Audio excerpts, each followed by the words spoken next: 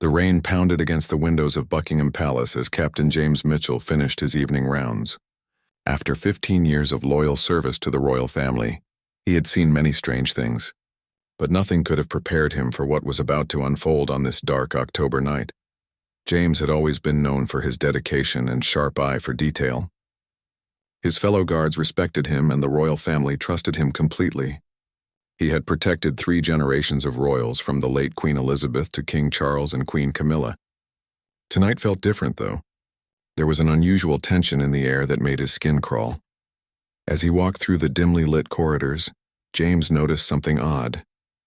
Queen Camilla's personal secretary, Mrs. Henderson, was leaving the Queen's private chambers much later than usual. She looked nervous and kept glancing over her shoulder.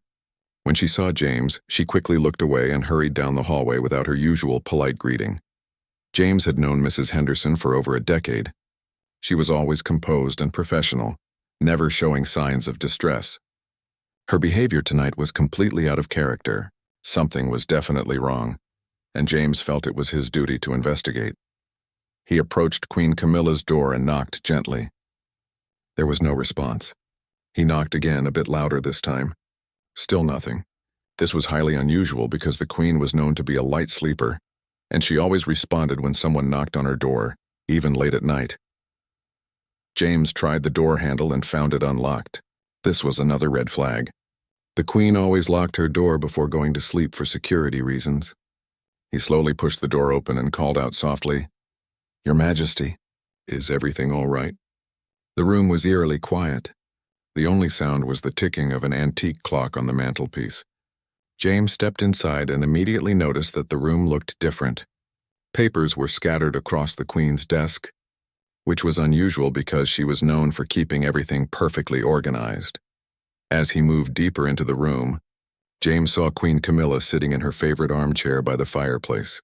She was facing away from him, completely still. At first he thought she might be sleeping, but something about her posture seemed wrong. "Your Majesty?" he called out again, this time with more concern in his voice. When she didn't respond, he walked around the chair to face her. What he saw made his blood run cold. Queen Camilla was conscious, but her eyes were wide with terror. She was bound to the chair with silk scarves, and a piece of cloth was tied around her mouth to prevent her from screaming. Tears were streaming down her face, and she was trying desperately to communicate something to him through her frightened eyes. James immediately rushed to untie her, his hands shaking with adrenaline. As soon as he removed the cloth from her mouth, Queen Camilla gasped for air and whispered urgently, "James, thank God you're here. You have to help me. They know everything." "Who knows what, Your Majesty? What's happening here?" James asked while carefully untying the scarves that bound her wrists. Queen Camilla looked around the room fearfully before speaking in a hushed tone. "There are people in the palace who want to destroy me. They've been watching me for months, collecting information about my past. Tonight they came to confront me with evidence that could ruin everything." James helped her stand up from the chair, noticing that her legs were trembling. "What kind of evidence, Your Majesty? And who are these people?" "I can't tell you everything right now," she said, glancing nervously at the door. "But I need you to know that my life might be in danger. There are secrets from my past that I thought were buried forever, but someone has dug them up." James was confused and concerned. He had never seen Queen Camilla in such a state of panic. She was usually calm and composed even in difficult situations. Whatever was happening tonight was serious enough to shake her to her core. "Your Majesty, we need to call the police or inform King Charles immediately," James suggested. "No," Queen Camilla said quickly, grabbing his arm. "We can't involve anyone else yet. The people who did this to me tonight, they're not outsiders. They're people we trust, people who work here in the palace. If we alert the wrong person, it could make things much worse." James felt a chill run down his spine. The thought that there might be traitors within the palace walls was terrifying. He had dedicated his life to protecting the royal family, and the idea that the threat might be coming from inside made him feel sick. "What do you need me to do, Your Majesty?" he asked, his voice filled with determination. Queen Camilla walked over to her desk and showed him the scattered papers. They took photographs of these documents before they left. "These papers contain information about something I did many years ago before I married Charles. Something that could cause a huge scandal if it becomes public." James looked at the papers but couldn't understand their significance. They appeared to be old letters, photographs, and what looked like legal documents. What exactly do these papers prove, Your Majesty? Queen Camilla hesitated for a moment, as if deciding whether she could trust him with the truth. Finally, she took a deep breath and said, James, what I'm about to tell you must never leave this room. 25 years ago, before I became part of the royal family, I was involved in something that I'm not proud of. I made a terrible mistake that could destroy not just my reputation, but the reputation of the entire royal family. James waited patiently for her to continue, understanding that whatever she was about to reveal was extremely serious. I had a secret relationship with someone I shouldn't have, she continued, her voice barely above a whisper.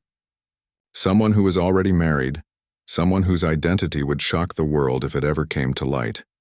The people who were here tonight, they have proof of this relationship and they're threatening to expose everything unless I do exactly what they want.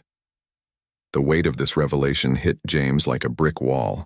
He realized that he was now part of a dangerous game that could have consequences far beyond anything he had ever imagined. As he looked into Queen Camilla's frightened eyes, he knew that his life was about to change forever. James spent the rest of the night helping Queen Camilla secure her room and checking every corner of the palace for signs of intruders. His mind was racing with questions, but he knew that pushing for answers right now would only make things worse. The Queen was already traumatized enough. As dawn broke over London, James found himself in an impossible situation. His loyalty to the royal family was being tested in ways he never imagined. He had sworn an oath to protect them, but how could he protect Queen Camilla from a threat he didn't fully understand? The next morning, everything seemed normal on the surface. King Charles had breakfast with Queen Camilla as usual, completely unaware of what had happened the night before. James watched from his post, noticing how Queen Camilla struggled to maintain her composure.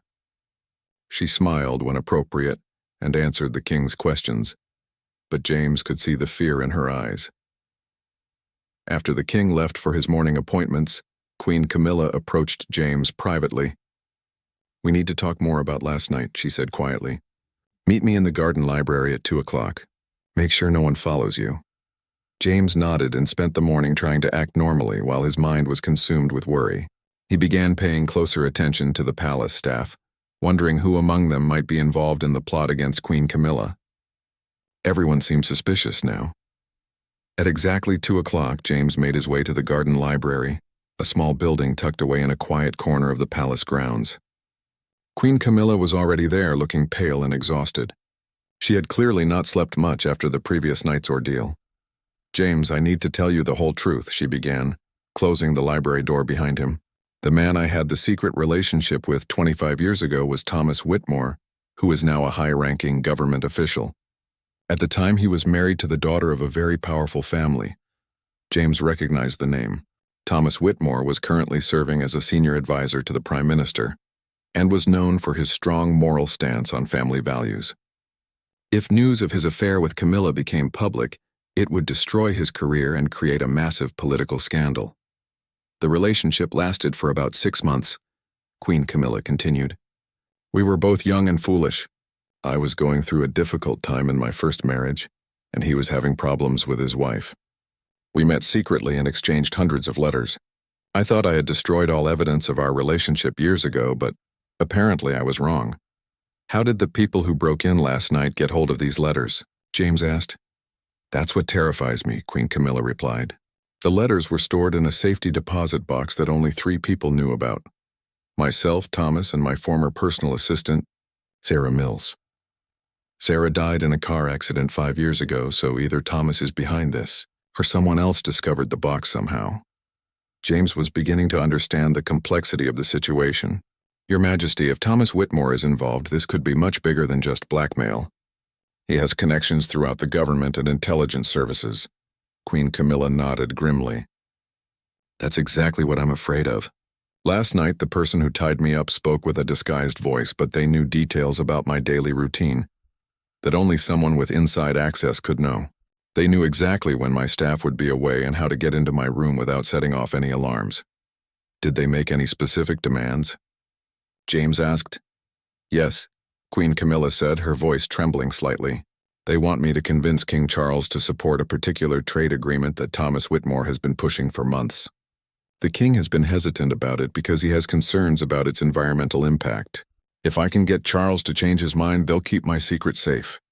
James realized this was about much more than protecting Queen Camilla's reputation. Someone was using her past mistakes to manipulate government policy through the royal family. This was a form of political corruption that went to the very heart of the British establishment. Your Majesty, we can't let them get away with this, James said firmly. What they're doing is blackmail, and it's wrong.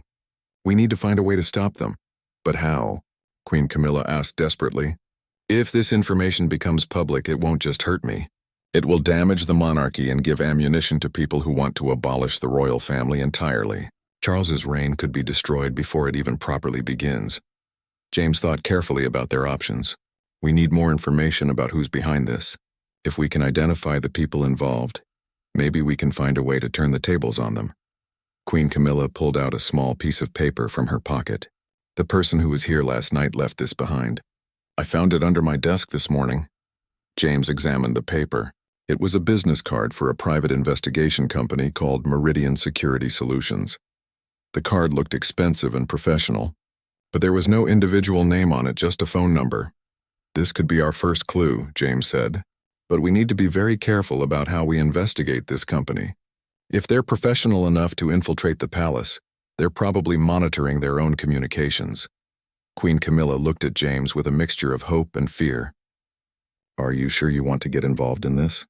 If we're caught investigating, it could ruin your career and put you in danger too. James thought about his oath to protect the royal family and realized that sometimes protection meant more than just standing guard. Sometimes it meant fighting back against people who would use threats and manipulation to harm the people he had sworn to serve. Your Majesty, I've been protecting this family for 15 years, he said with conviction. I'm not going to stop now just because the threat is more complicated than usual. We're going to find out who's behind this and we're going to stop them. Queen Camilla smiled for the first time since the previous night. Thank you, James. I don't know what I would do without your loyalty. As they left the garden library separately to avoid suspicion, James began formulating a plan.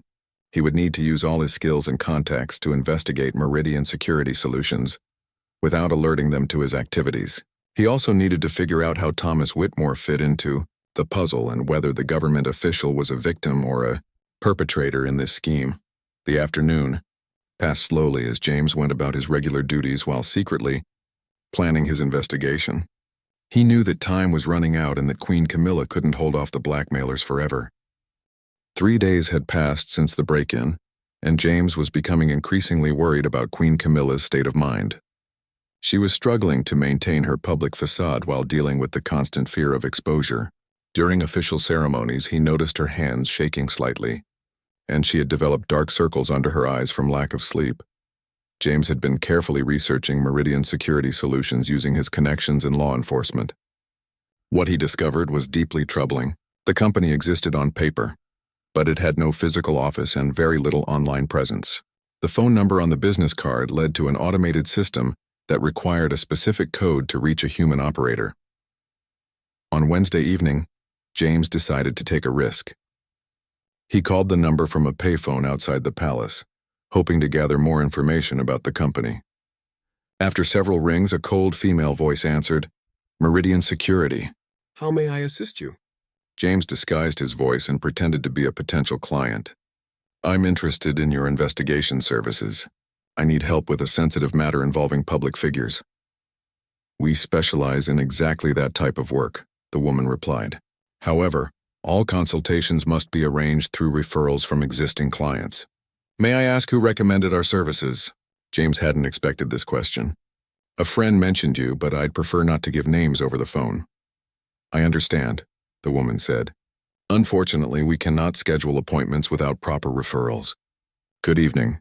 The line went dead, leaving James frustrated but more convinced that Meridian Security Solutions was not a legitimate business. It seemed to be a front for something much more sinister.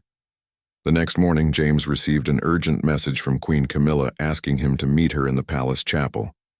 When he arrived, he found her kneeling in prayer, looking more distressed than ever. "They contacted me again last night," she whispered, without looking up. "They called my private phone at 3 a.m. James felt a surge of anger. "What did they say?" "They're getting impatient," Queen Camilla replied, finally turning to face him. They want an answer about the trade agreement by Friday, or they'll start releasing information to the newspapers. They also said they know that I've been talking to you about this situation. This last piece of information sent a chill down James's spine. If the blackmailers knew about his involvement, it meant they were watching Queen Camilla much more closely than he had realized. It also meant that his own life might now be in danger. Your Majesty, we need to consider going to the police, James said. This has gone too far. I've been thinking about that too, Queen Camilla replied. But last night's call convinced me that we can't trust anyone in official positions. The person who called me knew details about King Charles's private schedule for next week, information that only a few senior palace officials have access to. James realized the implications of what she was saying. You think someone in the palace administration is working with the blackmailers? I'm almost certain of it, Queen Camilla said. How else would they know so much about our internal operations? Someone we trust is feeding them information. James began mentally reviewing the list of people who had access to the king's private schedule. It was a short list that included the king's private secretary, the chief of staff, and a few senior administrators. The thought that one of these trusted individuals might be betraying the royal family was devastating. We need to set a trap, James said after thinking for several minutes. If we can identify the mole, we might be able to trace them back to the people behind Meridian Security Solutions. Queen Camilla looked interested but cautious. What kind of trap? We'll create false information and give different versions to different people, James explained. We'll tell each person on the suspect list a slightly different detail about your plans or the king's schedule. Then we'll see which piece of false information gets back to the blackmailers. That's clever, Queen Camilla said, but also risky. If we're wrong about someone, we could destroy an innocent person's career. James nodded, understanding the gravity of what he was proposing. We'll be very careful about how we do this. We'll only use information that couldn't really harm anyone if it gets out. Over the next few hours, James and Queen Camilla carefully planned their trap. They decided to focus on 3 key suspects: Sir Robert Harrison, the king's private secretary, Margaret Thompson, the chief administrative officer, and David Palmer, the head of palace security. Queen Camilla would tell Sir Robert that she was planning to visit a private medical specialist on Monday morning. She would tell Margaret Thompson that she was considering writing a book about her experiences as queen consort. And she would tell David Palmer that she was worried about the security of her private telephone line. Each piece of information was designed to be sensitive enough that the blackmailers would want to follow up on it, but harmless enough that it wouldn't cause real damage if it became public. On Thursday afternoon, Queen Camilla began executing their plan. She had separate conversations with each of the 3 suspects, carefully delivering the false information while acting as naturally as possible. James spent the day monitoring phone traffic in and out of the palace, looking for any unusual patterns of communication. He also arranged for a friend in the telecommunications industry to help him track any calls made to the Meridian Security Solutions number. By Thursday evening, both James and Queen Camilla were on edge waiting for results. They knew that if their plan worked, they would have identified the traitor within 24 hours. If it failed, they would be back to square one with the Friday deadline looming over them. That night, James barely slept. He kept thinking about all the possibilities and preparing for different scenarios. If they caught the mole, what would they do next? How could they use that information to stop the blackmailers without exposing Queen Camilla's secret? Around midnight, James received a text message on his personal phone from an unknown number. Stop digging or face consequences. This is your only warning. James realized that the blackmailers were now directly threatening him. This meant that their investigation was making progress, but it also meant that the stakes were getting higher. He knew that he and Queen Camilla were running out of time to solve this crisis before it spiraled completely out of control. Friday morning arrived with devastating news. James woke up to find an urgent message from Queen Camilla, asking him to come to her private study immediately. When he arrived, she was holding a newspaper with tears in her eyes. "They've started," she said, handing him the paper. "Look at page 3. James opened the newspaper and saw a small but ominous article titled, "Questions about the Queen Consort's Past." The article didn't reveal any specific details about Queen Camilla's secret relationship, but it hinted that there were unverified rumors about her personal life before joining the royal family. It was clearly a warning shot. designed to show that the blackmailers were serious about their threats. "This is just the beginning," Queen Camilla said, her voice shaking. "They told me that if I don't give them an answer about the trade agreement by 6 o'clock tonight, tomorrow's newspapers will have much more detailed information." James felt a surge of determination. "Your Majesty, our trap worked. I know who the mole is." Queen Camilla looked up with surprise. "How do you know?" "Yesterday evening I received a threatening text message," James explained. "This morning, my contact in telecommunications confirmed that a call was made from the palace to the Meridian security number at exactly 4:17 p.m. yesterday. The call came from David Palmer's office phone." Queen Camilla was shocked. "David Palmer? But he's been in charge of our security for over 8 years. Why would he betray us?" James had been wondering the same thing. David Palmer had always seemed completely loyal to the royal family. He had an excellent service record and had never shown any signs of disloyalty or financial problems. "I think we need to confront him directly," James said. "But we need to be very careful about how we do it. If he realizes we're onto him, he might warn the blackmailers or destroy evidence." Queen Camilla agreed, and they spent the morning planning their approach. They decided that James would arrange a private meeting with Palmer, under the pretense of discussing security improvements for Queen Camilla's chambers. At 2 o'clock in the afternoon, James met with David Palmer in his office. Palmer was a tall, serious man in his 50s with graying hair and a no-nonsense attitude. He had always been professional in his interactions with James, but today something seemed different about his demeanor.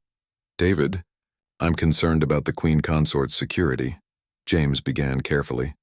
"There have been some unusual incidents lately, and I think we need to review our protocols."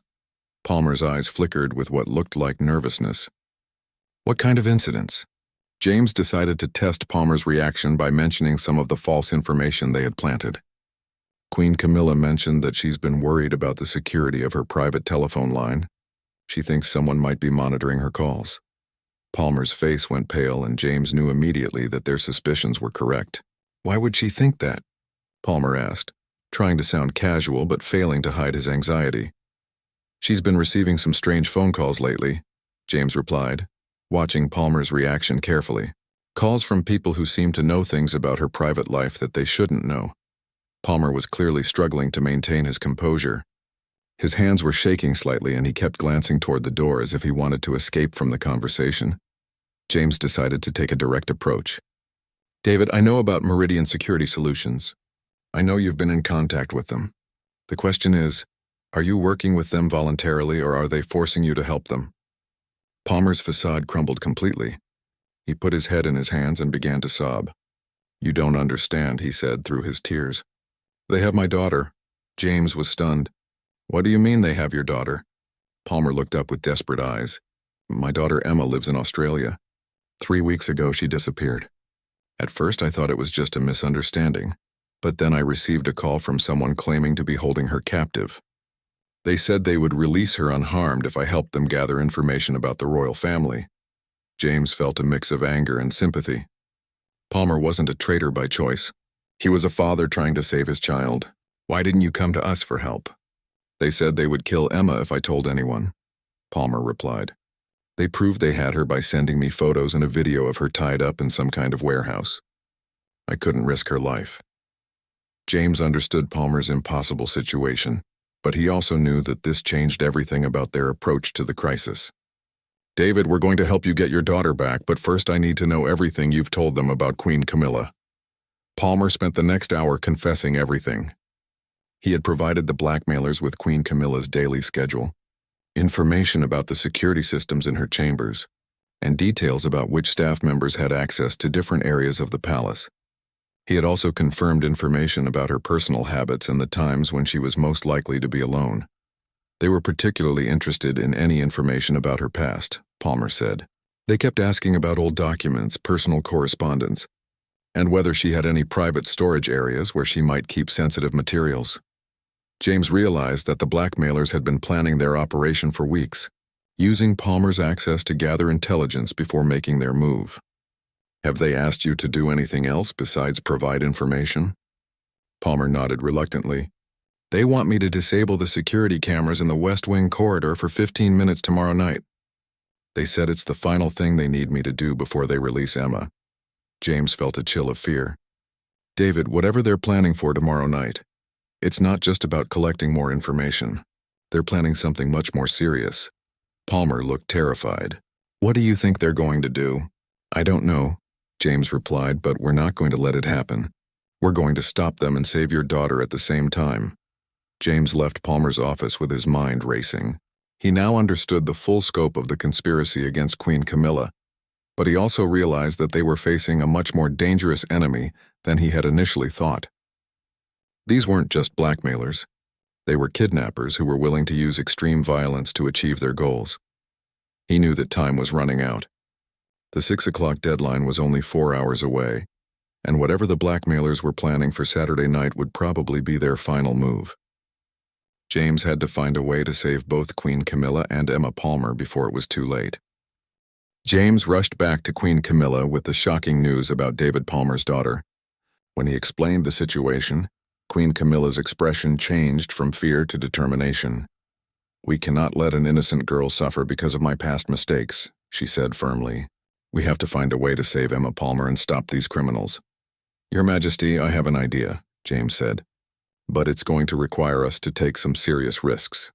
James explained his plan. Instead of giving in to the blackmailers' demands, they would pretend to cooperate while secretly working with law enforcement to rescue Emma Palmer and capture the criminals. The key would be convincing Palmer to help them while making sure the blackmailers didn't suspect anything. "We'll need to contact someone we can trust completely," James said. "Someone outside the normal palace security channels who can help us coordinate a rescue operation." Queen Camilla thought for a moment. "I know someone," she said. "Detective Inspector Sarah Collins from Scotland Yard. She handled a security matter for us 3 years ago, and I was impressed by her discretion and competence. More importantly, she's someone the blackmailers wouldn't expect us to contact." James agreed that bringing in an outside expert was their best option. Queen Camilla called Detective Inspector Collins on a secure line and arranged for her to come to the palace immediately under the cover of a routine security consultation. Detective Inspector Collins arrived within an hour. She was a sharp-eyed woman in her 40s with short blonde hair and a professional demeanor that immediately inspired confidence. After Queen Camilla and James explained the situation, Collins listened carefully without interrupting.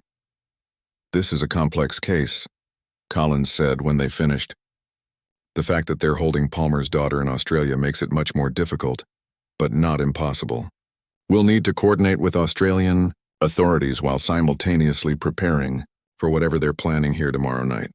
Collins explained that kidnapping cases involving international elements required careful coordination between multiple law enforcement agencies. She contacted her colleagues in Australia and provided them with Emma Palmer's description and the information about her disappearance. "The good news is that the Australian Federal Police have been tracking several kidnapping rings operating in major cities," Collins said.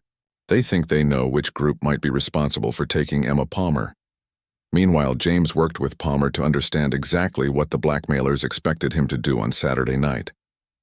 Palmer revealed that he was supposed to disable the security cameras at exactly 11:30 p.m. and leave the West Wing entrance unlocked for 15 minutes. They said someone would enter the palace during that time to retrieve something from Queen Camilla's chambers, Palmer explained. "They didn't tell me what they were looking for, but they emphasized that it was crucial to their operation." Collins analyzed this information and came to a disturbing conclusion. "I don't think they're planning to steal anything," she said. "I think they're planning to plant something. Probably evidence that would make Queen Camilla's situation even worse." James realized the implications. They're not just trying to blackmail her about the past. They're trying to create new evidence that would make the scandal even bigger. Queen Camilla looked pale as she understood what this meant.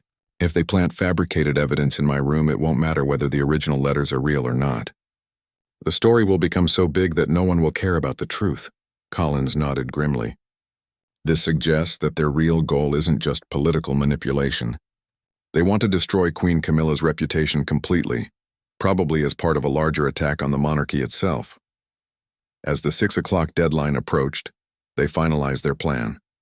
Queen Camilla would call the blackmailers and agree to their demands about the trade agreement, buying them more time. Palmer would pretend to cooperate with the plan for Saturday night, but instead of disabling the cameras, he would help them capture whoever entered the palace. At exactly 6 o'clock, Queen Camilla made the call. James and Collins listened as she spoke to the disguised voice on the other end. "I've spoken to King Charles about the trade agreement," she said, trying to sound defeated. "He's agreed to reconsider his position. I'll convince him to support it publicly next week." "Excellent," the voice replied. "You've made the right choice. However, we still need to complete one final task tomorrow night to ensure your cooperation remains permanent." Queen Camilla played her part perfectly. "What do you mean by final task?" "Mr. Palmer will explain everything," the voice said. "Follow his instructions exactly, and this will all be over soon." After the call ended, Collins praised Queen Camilla's performance. "You did excellently. They believe you've given in to their demands, which will make them less cautious tomorrow night." That evening, Collins received good news from Australia. The federal police had located Emma Palmer in a warehouse in Sydney and were preparing to rescue her. However, they needed to coordinate the timing carefully to ensure that the rescue operation didn't alert the blackmailers to the larger investigation. "We'll move on both continents simultaneously," Collins explained. "At exactly 11:30 p.m. London time, the Australian team will rescue Emma Palmer while we capture whoever enters the palace here." James spent Saturday preparing for the operation. He coordinated with Collins to position undercover officers throughout the palace grounds and installed additional hidden cameras to ensure they captured everything that happened. Palmer was extremely nervous as the day progressed, but he was also determined to help save his daughter and stop the people who had threatened his family. "I can't believe I let them manipulate me for so long," he said to James. "I should have come to you for help immediately." "You were trying to protect your daughter," James replied. "Any father would have done the same thing. What matters now is that we're going to stop them." As Saturday evening approached, the tension in the palace was almost unbearable. Queen Camilla tried to maintain her normal routine, but James could see the stress in her eyes. King Charles remained unaware of the crisis, believing that his wife was simply tired from a busy week of official duties. At 11:15 p.m., James took his position near the West Wing entrance while Collins and her team prepared to move. Palmer was at his security station, ready to pretend to disable the cameras while actually ensuring that everything was being recorded. The next 15 minutes would determine whether their plan succeeded or failed. James checked his radio one final time and waited for the most important moment of his career as a royal guard.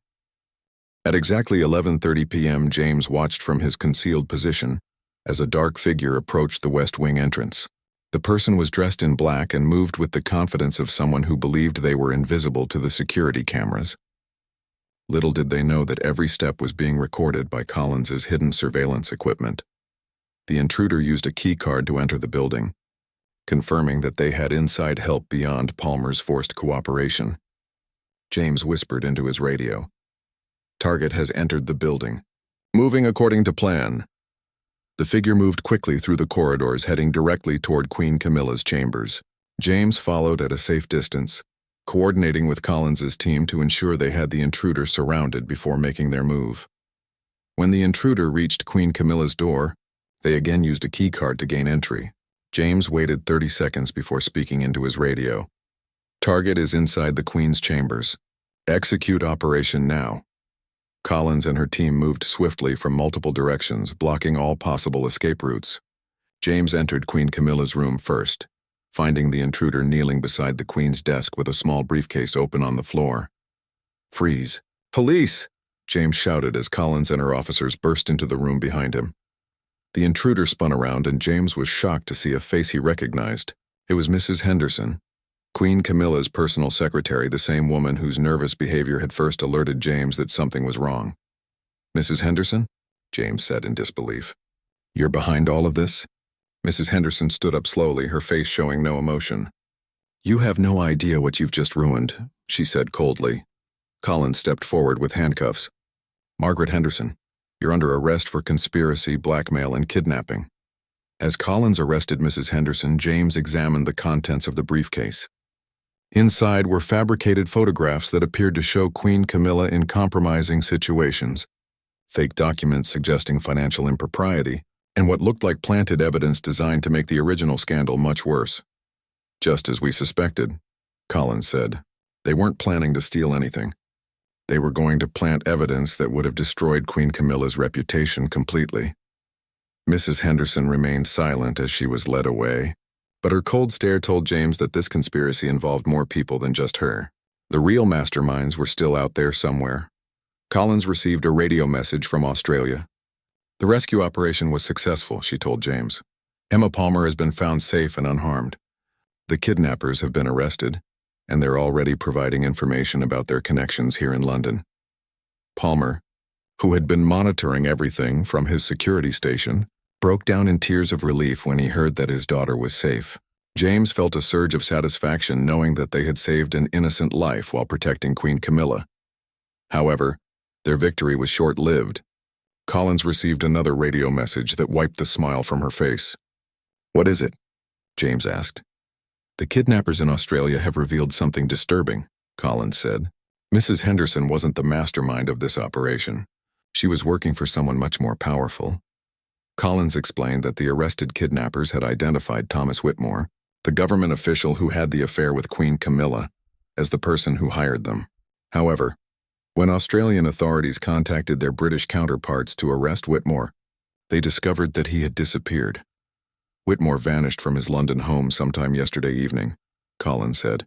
His wife reported him missing this morning, but we now believe he's been planning his escape for days. James realized the implications. If Whitmore is gone, he might try to expose Queen Camilla's secret himself rather than let us capture him. Collins nodded. That's exactly what we're afraid of. A desperate man with nothing left to lose might decide that if he's going down, he's taking everyone with him. They needed to find Whitmore quickly, but they also needed to prepare for the possibility that he might release the damaging information about Queen Camilla before they could stop him. James suggested that they should immediately inform King Charles about the situation so that the royal family could prepare a response. We can't keep this secret any longer, James said. The king needs to know what's happening so he can decide how to handle it if the story becomes public. Queen Camilla, who had been waiting anxiously in a secure location during the operation, agreed that it was time to tell her husband the truth. Charles deserves to know, she said. I should have told him years ago. Collins arranged for the meeting to take place in the king's private study at 1 o'clock in the morning. James stood guard outside while Queen Camilla explained everything to her husband. Through the door, James could hear the king's shocked voice asking questions and Queen Camilla's tearful responses. After an hour, King Charles emerged from the study looking pale but determined. Captain Mitchell, he said to James, thank you for protecting my wife during this ordeal. Your loyalty and courage have been extraordinary. Your Majesty, we still haven't caught Thomas Whitmore, James replied. The threat isn't over yet. King Charles nodded. Detective Inspector Collins has briefed me on the situation. We're going to work with law enforcement to find Whitmore and bring him to justice. Whatever happens, we'll face it together as a family. James was impressed by the king's calm response to such shocking news. It was clear that King Charles's main concern was protecting his wife, rather than worrying about potential political consequences. Collins returned with updates from the investigation. The interrogation of Mrs. Henderson had revealed that Whitmore had been planning this operation for over a year. He had recruited Mrs. Henderson by promising her a large sum of money and threatening to ruin her career if she refused to cooperate. Whitmore's motivation appears to be revenge, Collins explained. He blamed Queen Camilla for the end of their relationship and the subsequent problems in his marriage. Over the years, his resentment grew into an obsession with destroying her reputation. The investigation also revealed that Whitmore had been secretly photographing and copying documents during his official visits to the palace, gathering intelligence for his blackmail scheme. He had used his government connections to create false identities and hire criminals in multiple countries. This was a sophisticated operation, Collins said. Whitmore spent months planning every detail, but his hatred and desire for revenge ultimately led to his downfall. As dawn broke over London, James reflected on the events of the past week. They had prevented a major scandal, saved an innocent life, and exposed a dangerous conspiracy. However, he knew that until Thomas Whitmore was captured, Queen Camilla would never be completely safe. 3 days later, Detective Inspector Collins received the breakthrough they had been waiting for. Thomas Whitmore had been spotted at Dover, apparently attempting to board a ferry to France using a false passport. British border authorities had detained him based on the international arrest warrant. James accompanied Collins to Dover to witness Whitmore's arrest personally. When they arrived at the border facility, James saw a man who looked very different from the confident government official he had seen in photographs. Whitmore appeared haggard and desperate, with dark circles under his eyes and several days of stubble on his face. "Mr. Whitmore," Collins said as she approached him in the detention room, "you're under arrest for conspiracy, blackmail, kidnapping, and multiple other charges." Whitmore looked up with defeated eyes. "I suppose it's over then?" he said quietly. "It's been over since the moment you decided to threaten innocent people," Collins replied firmly. "Did you really think you could get away with kidnapping a young woman and blackmailing the Queen Consort?" Whitmore's facade of calm crumbled, and he began to ramble about his motivations. "You don't understand what she did to me," he said, referring to Queen Camilla. "She destroyed my marriage and then went on to live a perfect life while I lost everything."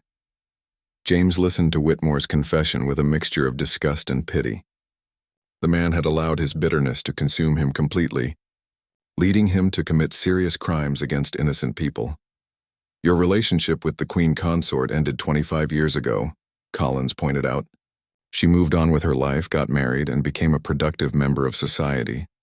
You chose to hold on to your anger and let it turn you into a criminal." Whitmore was transported back to London to face trial, and James felt a sense of relief knowing that the threat to Queen Camilla had finally been eliminated. However, the investigation had revealed some disturbing truths about security vulnerabilities in the palace that would need to be addressed. King Charles called a private meeting with James, Collins, and other senior security officials to discuss the lessons learned from the crisis.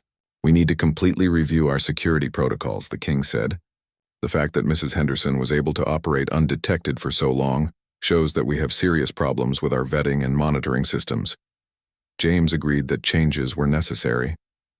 "Your Majesty, we also need to consider the possibility that there might be other people with access to the palace who have been compromised in some way. This investigation showed us how easy it is for criminals to exploit personal vulnerabilities among our staff." Collins presented a comprehensive report on the conspiracy and made several recommendations for improving palace security. These included more thorough background checks for all personnel, regular security reviews, and better coordination with law enforcement agencies. Over the following weeks, James worked closely with Collins and other experts to implement these new security measures. The experience had taught him that protecting the royal family required more than just physical security. It also required understanding and addressing the complex personal and political threats they faced. Queen Camilla gradually returned to her normal routine, but James could see that the ordeal had changed her. She was more cautious in her interactions with staff and seemed to appreciate her security more than ever before. She also made a point of personally thanking James for his loyalty and courage during the crisis. "I will never forget what you did for me," she told him during a private conversation. "You risked your career and your safety to protect me when I had nowhere else to turn." James was moved by her gratitude, but he also felt that he had simply done his duty. "Your Majesty, I took an oath to protect you and your family. I was just keeping that promise." The trial of Thomas Whitmore became a major news story, but the specific details of his relationship with Queen Camilla were kept confidential as part of a plea agreement. Whitmore was sentenced to 15 years in prison for his crimes, and his co-conspirators, including Mrs. Henderson, received substantial sentences as well. David Palmer was not prosecuted for his role in the conspiracy due to the duress he faced regarding his daughter's kidnapping. However, he was transferred to a different position within the palace security structure, and he underwent counseling to help him deal with the trauma of the experience. Emma Palmer made a full recovery from her ordeal and returned to her studies in Australia. Her father remained grateful to James and Queen Camilla for their efforts to save her, and the experience strengthened his loyalty to the royal family. 6 months after the crisis, James was promoted to senior captain of the Royal Guard in recognition of his exceptional service. During the promotion ceremony, King Charles spoke about the importance of loyalty, courage, and integrity in protecting the monarchy. "Captain Mitchell exemplifies the values that make our security services effective," the king said. His actions during a recent security incident demonstrate that protecting the royal family requires not just physical courage, but also moral courage and sound judgment. James felt proud of his promotion, but he was more satisfied by the knowledge that he had helped preserve the integrity of the institution he had devoted his life to serving. The crisis had tested his loyalty and skills in ways he never expected, but it had also confirmed his commitment to protecting the royal family from all threats. As he stood guard outside the palace on his first day in his new position, James reflected on how much had changed since that rainy night when he first discovered Queen Camilla tied up in her chambers. The experience had taught him that the greatest threats to the royal family often came not from obvious enemies, but from people who used personal grievances and hidden vulnerabilities to attack the monarchy from within. James knew that his job would continue to evolve as new threats emerged, but he felt confident that the lessons learned from this crisis would help him protect the royal family more effectively in the future. The bond of trust between him and Queen Camilla had been strengthened by their shared ordeal, and he was determined to ensure that no one would ever again be able to threaten her safety or dignity while he was on duty. The palace had returned to its normal routine, but James remained vigilant, knowing that the security of the royal family depended on constant attention to detail and readiness to face whatever challenges might arise. His experience with the Whitmore conspiracy had shown him that sometimes the most important battles were fought not with weapons, but with loyalty, intelligence, and unwavering dedication to duty.